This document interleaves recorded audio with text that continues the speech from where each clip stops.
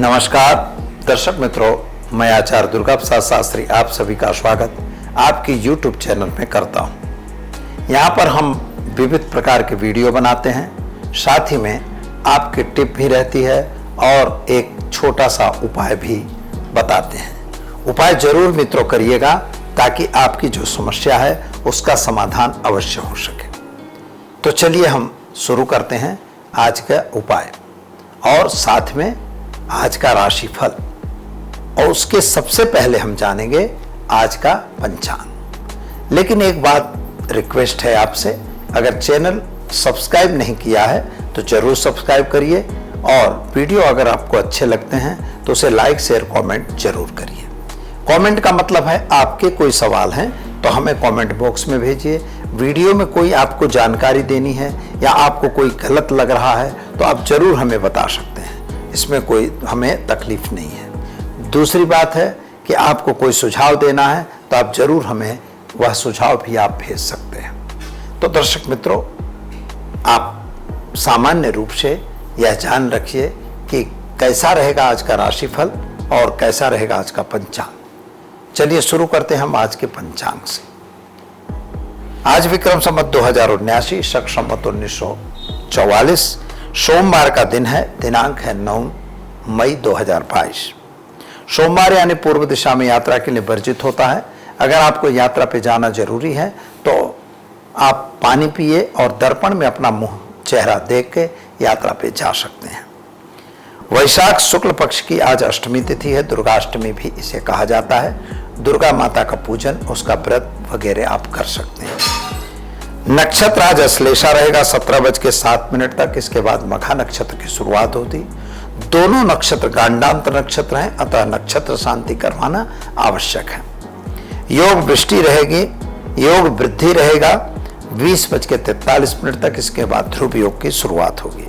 राशि आज कर्क रहेगी, यानी जो जातक आज जन्मेंगे 17:07 यानी शाम को 5:07 तक उनकी राशि कर्क रहेगी, यानी ड और ह अक्षर पर नाम रहेगा। इसके बाद जो बच्चे जन्मेंगे उनकी राशि सिंह रहेगी, यानी म और ट अक्षर पर नामकरण किया जाएगा। जो जातक जन्म ले रहे हैं अथवा जिनका जन्मदिन है उन सभी को हमारे चैनल के परिवार की तरफ से खूब खूब हार्दिक बधाई। तो चलिए मित्रों, हम जानते हैं आज का राशिफल। शुरुआत पहले करते हैं मेष राशि से। मेष राशि वाले जातकों को थोड़ा सा चिंतातुर दिन रहेगा। कोई नई नई चिंताएं आपके मन में आ रही हैं। शायद पारिवारिक चिंता भी हो सकती है, आर्थिक चिंता भी हो सकती है। पति पत्नी का संबंध अच्छा रहेगा। संतान प्राप्ति के योग भी अच्छे दिखाई देते हैं। क्या करना होगा तो आज घर में घी का दीपक जलाइए और अपनी कुल देवी माता की एक माला करके दिन की शुरुआत करिए, अच्छा दिन रहेगा। चलिए अब हम जानते हैं वृषभ राशि। वृषभ राशि वाले जातकों के लिए सामान्य रूप से समय बढ़िया है। खर्च का प्रमाण आपका बढ़ रहा है। नौकरी वगैरह में ध्यान रखने की जरूरत है। कहीं नौकरी पे कोई धक्का न लग जाए, इसका ध्यान आपको देना होगा। सप्तम भाव के जो ग्रह हैं वो आपके मित्रों के घर हैं और मित्रों के साथ थोड़ा मतमतांतर बनता हुआ दिखाई देता है। शादी संबंध की बातें जरूर होंगी। संतान प्राप्ति के योग भी अच्छे हैं। क्या करेंगे आप तो आज आप शिव मंदिर में फल का दान देकर दिन की शुरुआत करें, अच्छा दिन रहेगा। चलिए अब हम जानते हैं मित्रों खास तौर पर मिथुन राशि। क छ ख अक्षरों से जिनका नाम प्रारंभ होता है उनके लिए आपके ग्रहों की स्थिति उत्तम है। कामकाज भी बढ़िया दिखाई देता है। यात्रा वगैरह पे अगर जाना चाहते हैं तो आप जा सकते हैं, लेकिन उनके प्लानिंग में आपको नुकसान भी हो सकता है। खास तौर पर वाहन वगैरह खरीदने का योग बन रहा है और आपके घर में जो भी कोई बड़े काम हैं उन कार्यों में आपको सफलता भी मिल सकती है। सोर्स ऑफ इनकम बढ़ेगा। संतान की चिंता घटेगी। क्या करेंगे तो आज आप बुध यानी कि मूंग का दान देकर दिन की शुरुआत करें, आपका दिन अच्छा रहेगा। चलिए अब हम जानते हैं कर्क राशि। कर्क राशि वाले जातकों के लिए सामान्य रूप से समय बढ़िया है। स्वास्थ्य के प्रति बेदरकार रहने की जरूरत नहीं है, यानी स्वास्थ्य पर ध्यान देने की आवश्यकता है। शादी संबंध की जो बातें चल रही थी उनमें सफलता मिलेगी। संतान संबंधी चिंताओं में राहत मिलेगी। विदेश गमन वगैरह में फायदा होगा। क्या करेंगे तो आज गाय को घास खिलाकर दिन की शुरुआत करें, अच्छा दिन रहेगा। चलिए अब जानते हैं हम सिंह राशि। सिंह राशि वाले जातकों को थोड़ा क्रोध पे कंट्रोल करने की आवश्यकता है। वाणी पे भी कंट्रोल करना जरूरी दिखाई देता है। भाग्य आपका साथ दे रहा है और साथ में आपको भी चलना जरूरी है। लेकिन अगर नौकरी वगैरह कर रहे हैं तो नौकरी पे ध्यान देने की आवश्यकता विशेष है। कहीं किसी भी बात को जब तक हमें दूसरी जगह नहीं मिलती तब तक एक जगह को छोड़ने का कोई मतलब नहीं होता। आपको आज संतान संबंधी चिंताओं में राहत मिलेगी। उपाय के तौर पर भगवान सूर्य को जल चढ़ाकर दिन की शुरुआत करें, अच्छा दिन रहेगा। चलिए हम जानते हैं कन्या राशि। पठानों अक्षरों से जिनका नाम प्रारंभ होता है उनके लिए आपके ग्रहों की स्थिति उत्तम है। कामकाज भी उत्तम दिखाई देता है। कुछ नया कार्य आप करने चाहते हैं वह कार्य आप कर सकते हैं। व्यापारियों के लिए समय सामान्य दिखाई दे रहा है। क्या करेंगे तो आज आप ओम नमः शिवाय मंत्र का प्रयोग करके दिन की शुरुआत करें, आपका दिन बेहतर रहेगा। चलिए अब जानते हैं हम तुला राशि। रत अक्षरों से जिनका नाम प्रारंभ होता है उनके लिए कुछ नई योजनाएं आपके मन में घूम रही हैं, लेकिन योजनाएं परिपूर्ण नहीं हो रही हैं। नौकरी की बात हो या व्यापार की बात हो, हर जगह आपकी योजनाएं हैं लेकिन योजनाएं परिपूर्ण नहीं है। उसके लिए आपको कुछ कार्यान्वित करना पड़ेगा, कुछ नया प्लान बनाना पड़ेगा, किसी बुजुर्ग की सलाह लेनी होगी, विद्वान की सलाह लेंगे तब जाके आपका कार्य पूरा हो सकता है। संतान प्राप्ति का योग दिखाई देता है और संतान के साथ ही आपके घर में जो वाद विवाद था वह उसमें शांति हो जाएगी। क्या करेंगे तो आज ओम नमः शिवाय मंत्र का जप करके दिन की शुरुआत करें, अच्छा दिन रहेगा। चलिए जानते हैं वृश्चिक राशि। न और य अक्षर से जिनका नाम प्रारंभ होता है उनके लिए आपका खर्च का प्रमाण बढ़ता हुआ नजर आ रहा है। बीमारी से सावधान रहने की जरूरत है, कोई नई बीमारी आ सकती है। नौकरियात वर्गों को भी सावधान रहना है, नौकरी में कोई धक्का न लग जाए इसका खास ध्यान देना जरूरी है। यात्रा वगैरह पे आपका जाने का जो प्लानिंग था उस प्लानिंग को बदलना पड़े ऐसा योग बन रहा है। विदेश गमन वगैरह में सब फायदा होगा और सब विद्यार्थियों के लिए समय अच्छा है। क्या करना होगा तो ओम नमः शिवाय मंत्र का आप भी जप करिए, गाय को गुड़ खिलाइए, दिन की शुरुआत करिए, अच्छा दिन रहेगा। चलिए अब हम जानते हैं दर्शक मित्रों धनु राशि। भड़ा भद अक्षरों से जिनका नाम प्रारंभ होता है उनके लिए आपके ग्रहों की स्थिति उत्तम है। आप सोर्स ऑफ इनकम बढ़ती हुई नजर आ रही है। साथ ही में शेयर बाजार या अन्य बाजारों में अगर काम करते हैं तो उससे दूर रहने की भी जरूरत है। खास तौर पर आपके घरेलू जो वातावरण बिगड़े हुए थे उन वातावरण में आपको राहत मिलती हुई नजर आ रही है। उपाय के तौर पर गाय को चने की दाल खिलाकर दिन की शुरुआत करें, अच्छा दिन रहेगा। चलिए हम जानते हैं मकर राशि। खज अक्षरों से जिनका नाम प्रारंभ होता है उनके लिए आपके ग्रहों की स्थिति तो सामान्य दिखाई देती है।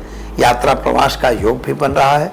गुरु महाराज के आपके द्वितीय भाव पे शनि महाराज आए हैं तो जो लोगों के साथ तालमेल बिगड़ा हुआ था वह तालमेल थोड़ा सुधरता हुआ नजर आ रहा है। नए नए व्यक्तियों की मुलाकात हो सकती है।